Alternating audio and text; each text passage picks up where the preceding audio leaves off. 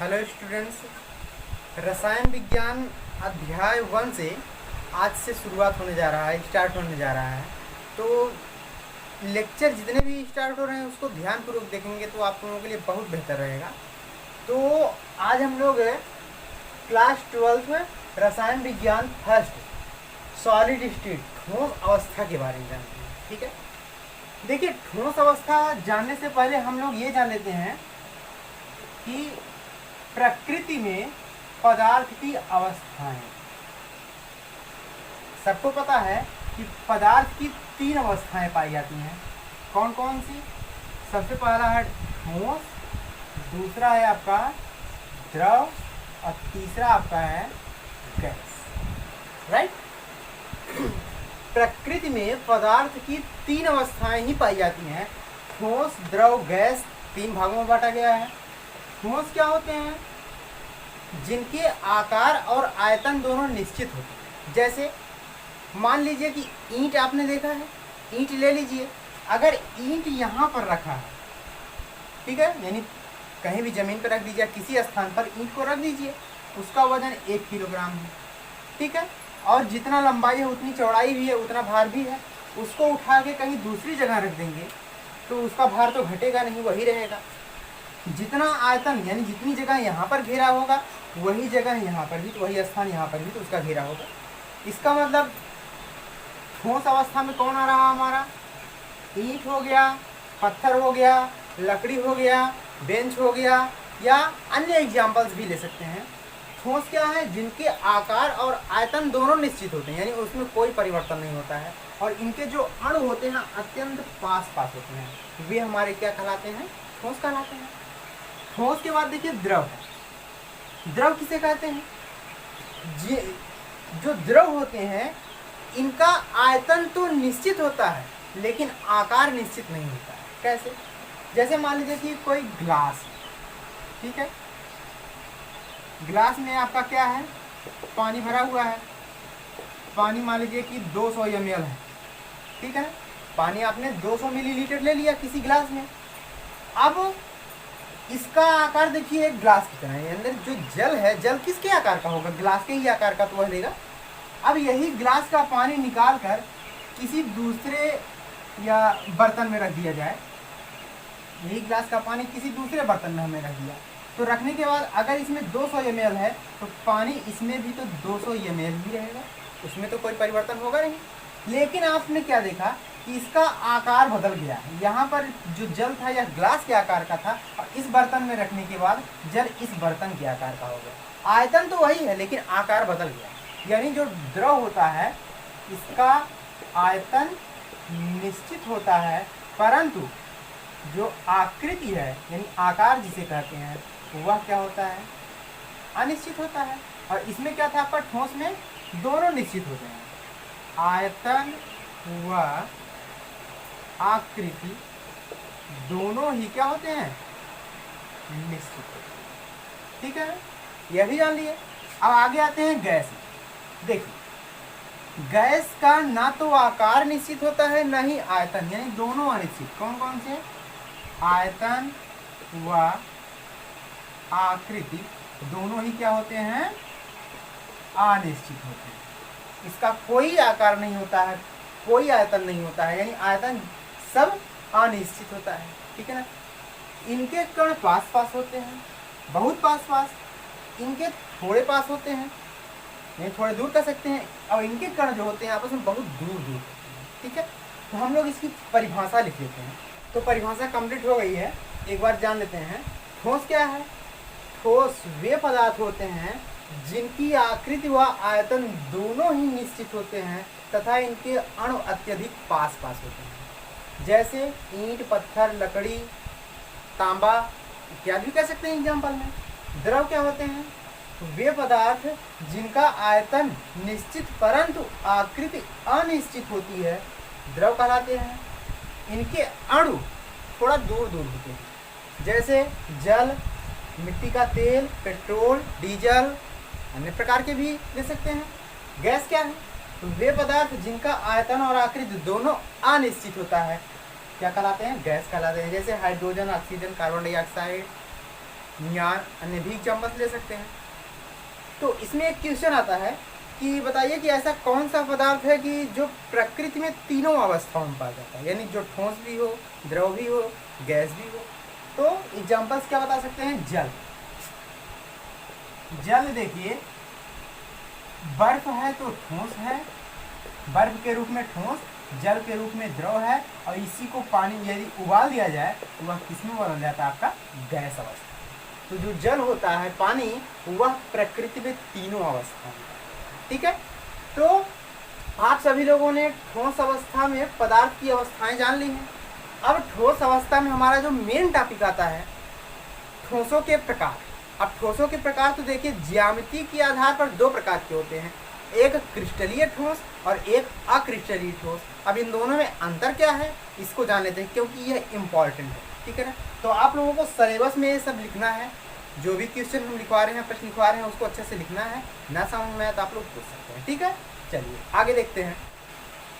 तो हम लोग ठोसों के प्रकार ज्यामिति के आधार पर कितने होते हैं? दो प्रकार के अभी बताया हमने। कौन कौन सा? एक क्रिस्टलीय ठोस होता है, दूसरा हमारा अक्रिस्टलीय ठोस। अब देखिए, क्रिस्टलीय ठोस और अक्रिस्टलीय ठोस में क्या अंतर है, इनके हम अंतर के बारे में जान लेते हैं। हेडिंग है आप लोगों का कि क्रिस्टलीय तथा अक्रिस्टलीय ठोसों में अंतर। ठीक है, क्रिस्टलीय तथा अक्रिस्टलीय ठोसों में अंतर। तो अंतर के लिए हम कॉलम बनाते हैं कि गुण के आधार पर क्रिस्टलीय ठोस कैसे होते हैं और अक्रिस्टलीय ठोस कैसे होते हैं। ठीक है ना, तो चलिए देखिए, पहला हम पॉइंट ले रहे हैं ज्यामिति। इनकी ज्यामिति कैसी होती है देख लीजिए। जो क्रिस्टलीय ठोस होते हैं उनकी ज्यामिति कैसी होती है और अक्रिस्टलीय ठोस की ज्यामिति कैसी होती है, इसके लिए हम एक एग्जांपल ले लेते हैं। एग्जांपल्स ले लीजिए, जैसे Na ले लीजिए, NaCl। Na क्या होता है? Plus Cl minus, Na plus Cl minus, Na के नीचे फिर Cl, NaCl, Na, यहाँ पर Na plus Cl minus, Na plus Cl minus, Cl, NaCl और Na हमने लिख दिया। अब ये ध्यान से देखेंगे कि जो Na है, Na कहीं कोई ले लीजिए, Na के चारों ओर Cl है, प्रत्येक Na के चारों ओर क्या आपका Cl है, और प्रत्येक Cl के चारों ओर क्या है आपका Na। अर्थात हम कह सकते हैं कि ज्यामिति के आधार पर जो क्रिस्टलीय ठोस होते हैं, इनकी ज्यामिति कैसी होती है? निश्चित ज्यामिति होती है, निश्चित ज्यामिति। और वक्र कैसा होता है इनका? अभिलाक्षणिक वक्र। निश्चित एवं अभिलाक्षणिक ज्यामिति, निश्चित ज्यामिति व अभिलाक्षणिक ज्यामिति। ठीक है ना, चलिए अब अक्रिस्टलीय ठोस की बात आती है। तो अक्रिस्टलीय ठोस के लिए हम लोग ले लेते हैं रबड़ का एग्जाम्पल। ठीक है, अब रबड़ के लिए, रबड़ की संरचना कैसी होती है, रबड़ की हम संरचना बना दे रहे हैं।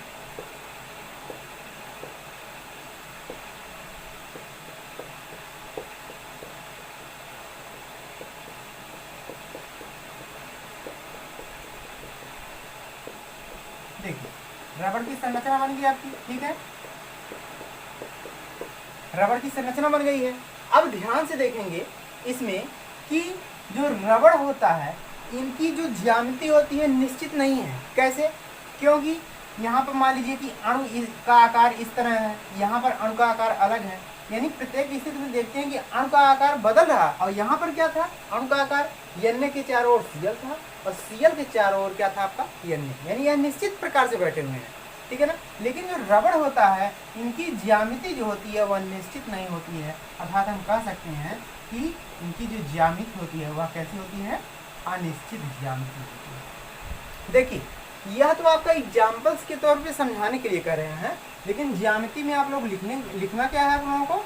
निश्चित एवं अभिलाक्षणिक ज्यामिति होती है, और इसकी ज्यामिति क्या होती है? निश्चित ज्यामिति होती है। ठीक है ना, तो पहला एग्जाम्पल्स हम लोग जान लिए हैं। पहले एग्जाम्पल्स के बाद हम लोग दूसरा एग्जाम्पल्स ले लेते हैं।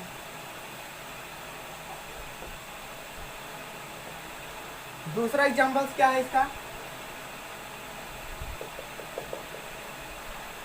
गलनांक। अब गलनांक क्या होता है देखिए, जो क्रिस्टलीय ठोस होते हैं इनका गलनांक निश्चित होता है, अर्थात ये निश्चित ताप पर उबलते हैं और निश्चित ताप पर पिघलते भी, ठीक है ना। तो गलनांक कैसा होता है, इनका निश्चित गलनांक एवं क्वथनांक, इनका गलनांक कैसा होता है, निश्चित। अर्थात हम कह सकते हैं कि अगर इनको 100 डिग्री पर उबलना है, ठीक है ना, तो वह तापमान वही निश्चित रहेगा, ठीक है ना। तो इनका गलनांक निश्चित होता है। अक्रिस्टलीय ठोस में रबड़ ही है, रबड़ ले लीजिए, तो रबड़ को अगर हम जलाते हैं तो जलता है लेकिन वह पिघलने का कार्य करता है, ठीक है ना।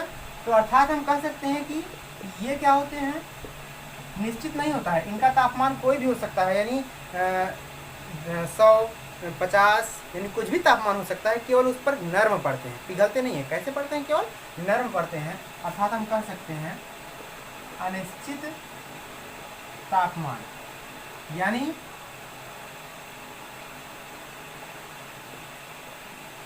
किसी परास पर ये केवल नर्म पड़ते हैं, ठीक है। तो गलनांक और क्वथनांक क्या होगा आपका, इसका गलनांक क्वथनांक निश्चित होता है क्रिस्टलीय ठोस का, लेकिन अक्रिस्टलीय ठोस का गलनांक और क्वथनांक निश्चित नहीं होता है। दूसरा एग्जाम्पल्स के बाद हम लोग लेते हैं तीसरा एग्जाम्पल्स क्या है आपका, तीसरा एग्जाम्पल्स आपका विदलन। देखिए, जो क्रिस्टलीय ठोस होते हैं, क्रिस्टलीय ठोस को अगर किसी धारदार औजार से काटा जाता है तो ये एकदम साफ विदलन प्रदर्शित करते हैं, चिकनी सतह होती है। जैसे ले लीजिए आप लोग रबड़ ले लीजिए, आप पनीर ले लीजिए, अगर हम रबड़ को या पनीर को काटते हैं चाकू से, धारदार हथियार से, तो उनका जो सतह प्राप्त होती है एकदम चिकनी होती है, ठीक है। लेकिन जो अक्रिस्टलीय ठोस होते हैं, जब इनको धारदार हथियार से काटा जाता है तो इनकी जो सतह होती है वह कैसी होती है, खुरदुरी होती है, ठीक है। तो इसको भी हम लोग लिख लेते हैं। कैसा होता है, अस्पष्ट विदलन होता है, और अक्रिस्टलीय ठोस का अस्पष्ट विदलन। जैसा कि हमने बताया कि किसी धारदार हथियार यानी चाकू से ही कह सकते हैं, काटने पर इनकी नई सतह चिकनी होती है और इन्हें धारदार हथियार से काटने पर इनकी नई जनित सतह क्या होती है, खुरदुरी होती है, ठीक है ना। आगे चौथा हम लोग जानते हैं कि चौथा इसका एग्जाम्पल्स क्या है। चौथा पॉइंट,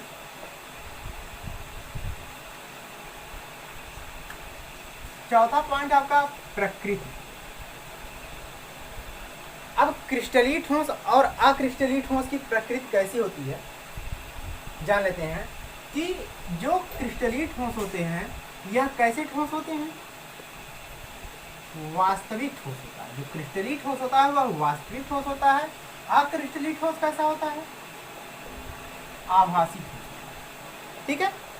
क्रिस्टलीय ठोस वास्तविक ठोस कहलाते हैं, होते हैं, और अक्रिस्टलीय ठोस आभासी ठोस होते हैं। तो हमने प्रकृति के बारे में जाना। प्रकृति के बाद हमारा आता है शीतलन वक्र।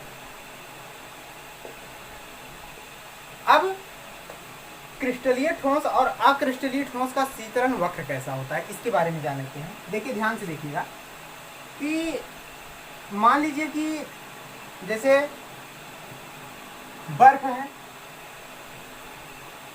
ठीक है, बर्फ है, अगर बर्फ को गर्म किया जाए, इस समय बर्फ का तापमान मान लीजिए -10 है, इसके बाद बर्फ को हम क्या कर रहे हैं, तापमान दे रहे हैं, गर्म कर रहे हैं। तो गर्म करने पर हम क्या देखेंगे कि उसका परास धीरे धीरे क्या है, बढ़ना स्टार्ट होगा। -10 के बाद आएगा मान लीजिए -5 आएगा, फिर 0 आएगा। 0 पर बर्फ, 0 पर अभी बर्फ ही बना रहेगा, लेकिन जैसे जैसे इसका तापमान मान लीजिए कितना आ गया, 10 आ गया, तो बर्फ क्या है, धीरे धीरे जल में बदलना शुरू होगा। यानी यहाँ से यह इसका वक्र स्टार्ट होता है, लेकिन जैसे ही तापमान 10 पे आया तो किसमें बदल गया, वह जल में बदल गया, और तापमान बढ़ाते चले गए। फिर आप तापमान बढ़ाते चले गए तो जल, देखिए बर्फ था, बर्फ 10 पे आते ही क्या बन गया आपका जल बन गया। 10 के बाद यह क्या करेगा कि यह बढ़ता रहेगा। कब तक बढ़ता रहेगा? 10 के बाद मान लीजिए आ गया 20, 50, 100। जैसे ही तापमान किस पर आ गया, उसका 100 पर आ गया, तो वह किस में बदलना स्टार्ट होगा? भाप में बदलना स्टार्ट कर देगा। तो यहाँ पर बर्फ था, बर्फ से वह जैसे ही तापमान दिया गया वह किस में बदलना स्टार्ट हुआ? बर्फ कब तक रहेगा? जब तक वह 0 तक रहेगा। तो 0 तक जैसे ही 10 पे आने के बाद 10 से 100 यानी 99 तक वह किस में रहेगा? केवल जल में ही रहेगा। ठीक है, तो बर्फ यहाँ से आया, जल यहाँ तक जल रहा, लेकिन फिर धीरे धीरे स्टार्ट हुआ वह जल 100 तक रहा, लेकिन जैसे ही 100 के बाद आना स्टार्ट हुआ वह किस में बदल गया? गैस अवस्था में बदल गया। तो वह गैस अवस्था में ही रहेगा कब तक? जब तक कि उसका पूरा जल वाष्प में न बदल जाए, तब तक वह तापमान 100 के पार बढ़ता रहेगा। ठीक है ना? यानी हम कह सकते हैं कि जो इसका वक्र होता है, कैसा होता है?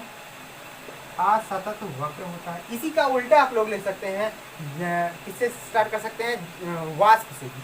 ठीक है ना? वाष्प को धीरे धीरे जल में, जल को धीरे धीरे बर्फ में, तो असतत वक्र होता है। और लेकिन अब इसमें आएंगे शीतलन वक्र के लिए, अक्रिस्टलीय ठोस में।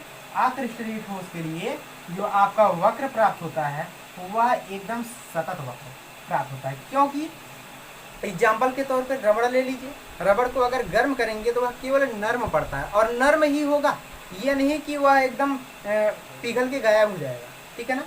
पिघलेगा नहीं, वह केवल नर्म पड़ता है, यानी इसका वक्र एक सतत प्राप्त होगा। हम कह सकते हैं इसका वक्र कैसा होगा? सतत वक्र होगा। ठीक है, ये हो गया आपका गुण। प्रकृति हो गया। शीतलन वक्र कैसा हो गया आपका? यह असतत वक्र, यह सतत वक्र। ठीक है ना?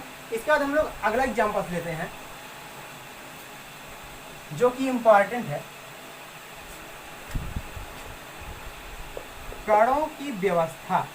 छठा है शायद, कणों की व्यवस्था।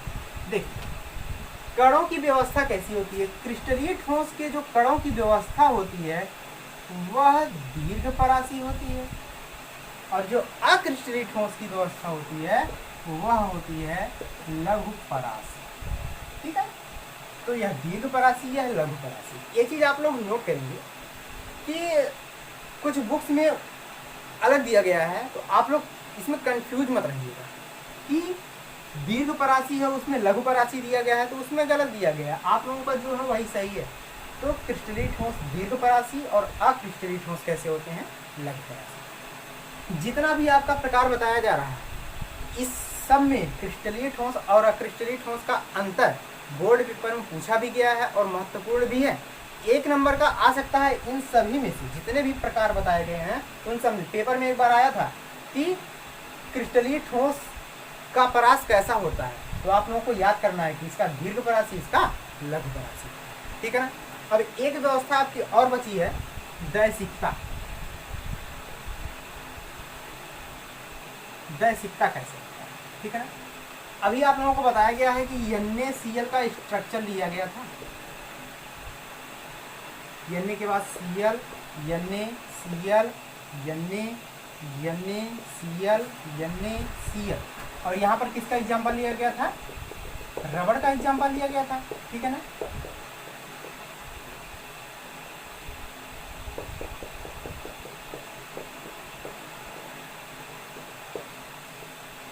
देखिए आप लोग ध्यान से देखेंगे कि जो NaCl है, NaCl में आपको क्या फर्क दिखाई दे रहा है? अगर यहाँ से देखेंगे तो यह कैसा है? यहाँ से देखेंगे तो आपको NaCl, Na एक और बना लीजिए, Cl, NaCl, Na। ठीक है ना? अब ध्यान से देखिए, यहाँ से आपको Cl दिखाई दे रहा है, सेम है। यहाँ से आप देखेंगे Cl के बाद Na के बाद Cl, अलग प्रकृति हो गई। यहाँ से देखेंगे तो आपका NaCl, और इस तरह Cl है, इस तरह Na है, इस तरह Cl है। यानी जो इसका दैशिकता होती है, इसकी दैशिकता कैसी है? विषम दैशिकता है। और रबड़ को देखेंगे, रबड़ के जो कण होते हैं, अणु होते हैं, उनको चाहे जिधर से देखें हमको एक जैसी संरचना प्राप्त होती है। इसकी संरचना एक जैसी प्राप्त दिखाई दे रही है, इसका मतलब इसकी वैशिकता कैसी होती है, समवैशिकता होती है। ठीक है, तो NaCl का जो स्ट्रक्चर है इसकी संरचना अलग अलग भिन्न भिन्न दिशाओं से हमको अलग अलग प्राप्त होती है। इसका मतलब यह विषमदैशिकता वाला प्रकृति है और यह कैसा है, समदैशिकता वाली प्रकृति है। ठीक है, तो आज के लिए इतना ही। हम लोग ठोसों के प्रकार में क्रिस्टलीय ठोस और अक्रिस्टलीय ठोस ज्यामिति के आधार पर और इनके अंतर के बारे में जाना। आगे हम लोग क्रिस्टलीय ठोस, क्योंकि यह ठोस अवस्था के बारे में पढ़ रहे हैं, तो क्रिस्टलीय ठोस के क्या प्रकार है, उसके बारे में क्या कैसे है, सब अध्ययन करेंगे। तो इतना आप लोग अच्छे से नोट्स में कंप्लीट करेंगे, याद करेंगे। कोई प्रॉब्लम होती है तो उसको आप लोग पूछ सकते हैं।